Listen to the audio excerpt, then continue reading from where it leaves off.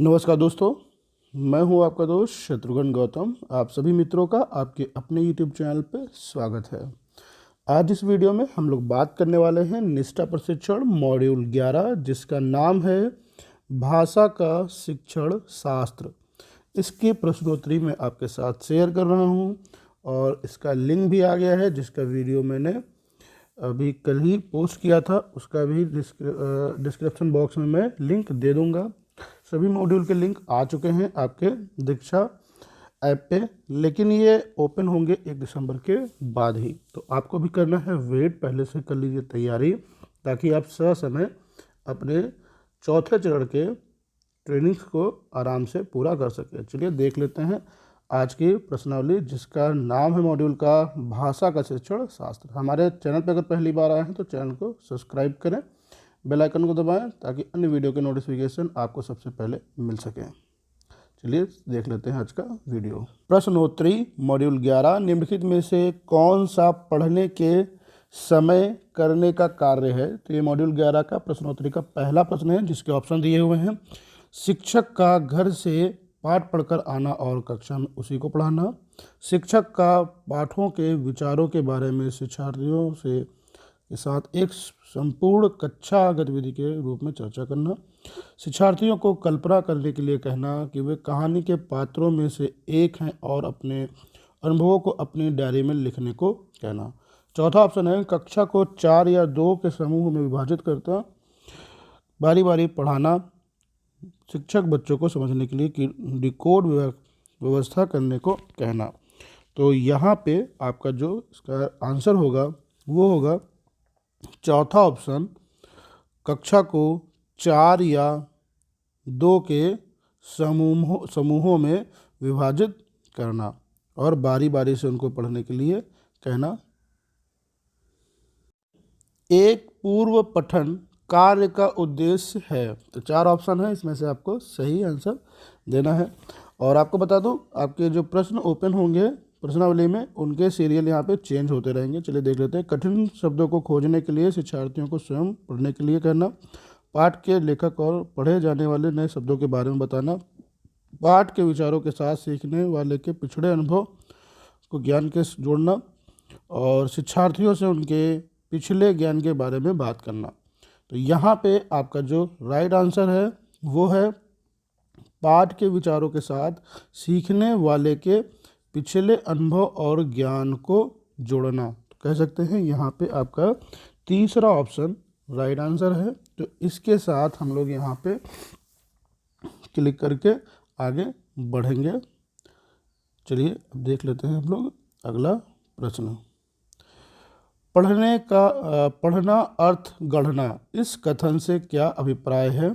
तो यहाँ पे आपका जो है 4 ऑप्शन दिए हैं, जिसमें पहला ऑप्शन है पढ़ना शिक्षार्थी की विषय वस्तु के साथ विभिन्न अर्थ जोड़ने के लिए प्रोत्साहित करता है।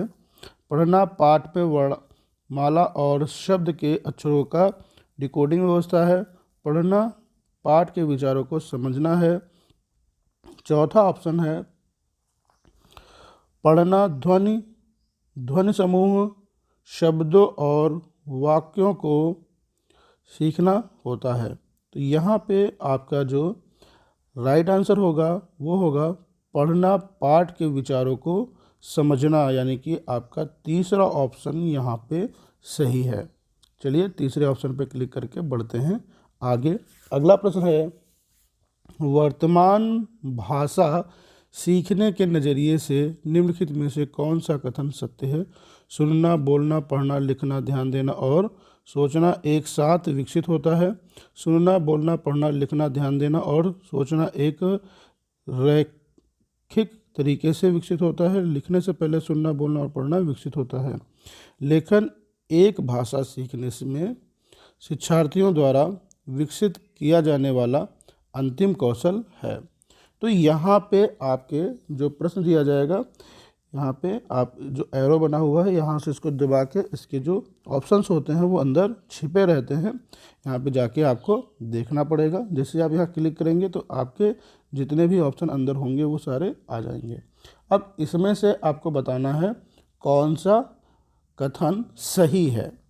तो इसमें से आपको जो पहला ऑप्शन है सुनना, बोलना, पढ़ना, लिखना, ध्यान देना और सोचना एक साथ विकसित होता है, तो ये आपका यहाँ पे सत्य है। तो इसमें आपको क्या करना होगा, जो आपके ऑप्शन 1 2 3 4 5 लिखे हुए हैं इसमें आपको पहला वाले पे सत्य का टिक करना है। तो यहाँ पे देखिए ये पहला है, तो यहाँ पे आपको टिक कर देना होगा। टिक करके आपको आगे बढ़ना होगा। चलिए चलते हैं अगले प्रश्न पे। अगला प्रश्न है, जब बच्चे स्कूल में प्रवेश करते हैं तो हमें वाक्य और कहानियाँ पढ़ने के लिए उन्हें पढ़ाना शुरू करना है, मौखिक कर्ण साधनों के माध्यम से भाषा के साथ परिचित कराना है और उन्हें वर्णमाला के अक्षर पढ़ाना शुरू करना है, भाषा कौशल का निर्माण करना है। तो यहाँ पे आपका जो राइट आंसर होगा वो होगा ऑप्शन जो 2 है, मौखिक कर्ण साधनों के माध्यम से भाषा के साथ परिचित कराना है। तो यहाँ पे आप ऑप्शन 2 पे टिक करके आगे बढ़ेंगे। चलिए चलते हैं अगले प्रश्न पे। अगला प्रश्न है, निम्नलिखित में से कौन सा कथन सही है। तो यहाँ पे आपके देखिए कुछ कथन दिए हुए हैं। मातृभाषा दूसरी भाषा की शिक्षा में हस्तक्षेप करती है, दूसरी भाषा सीखने में मातृभाषा ना तो समर्थन करती है और ना ही हस्तक्षेप करती है। तीसरा ऑप्शन है, मातृभाषा दूसरी भाषा सीखने के लिए एक संसाधन है। और चौथा ऑप्शन है, मातृभाषा दूसरी भाषा सीखने का समर्थन करती है। तो यहाँ पे आपके जो है 2 कथन सत्य हैं, तीसरा और चौथा। देखिए तीसरा है, मातृभाषा दूसरी भाषा सीखने के लिए एक संसाधन है, और जो चौथा ऑप्शन है वो है मातृभाषा दूसरी भाषा सीखने का समर्थन करती है। तो यहाँ पे ये दोनों आपके जो है ऑप्शन सही हैं, इन दोनों पे आपको टिक करना होगा। चलिए देखते हैं कि ये दोनों कथन किस ऑप्शन में दिए हुए हैं, उस ऑप्शन पे चल के हमको वहाँ पे टिक करना होगा।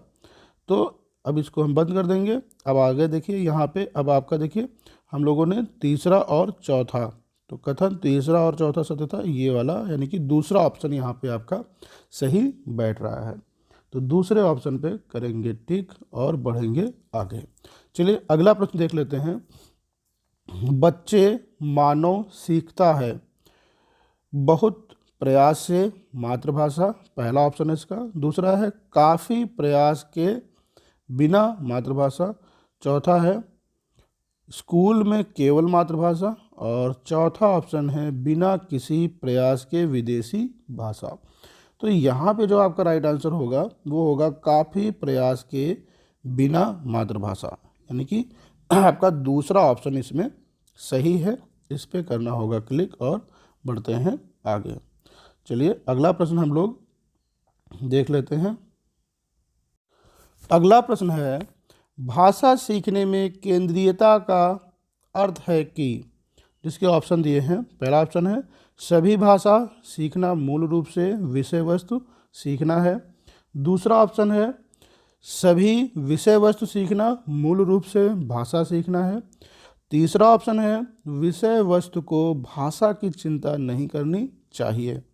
और चौथा ऑप्शन है भाषा शिक्षण का केंद्रीय उद्देश्य केवल विषय वस्तु पर आधारित है। तो यहाँ पे आपका जो आंसर है वो दूसरा ऑप्शन है, सभी विषय वस्तु सीखना मूल रूप से भाषा सीखना है। इस ऑप्शन पे आपको टिक करके आगे बढ़ना है।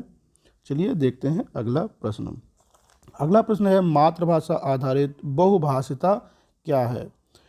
इसमें आपके ऑप्शन हैं। पहला है स्कूल में सभी बच्चे केवल एक ही भाषा और अंग्रेजी सीखते हैं। दूसरा ऑप्शन है सभी बच्चे सीखने के प्रारंभिक वर्षों के दौरान अधिक से अधिक भाषाएं सीखते हैं। और तीसरा ऑप्शन है सभी बच्चे अपनी मातृभाषा में स्कूली शिक्षा शुरू करते हैं और कई भाषाओं को जोड़ते हुए आगे बढ़ते हैं।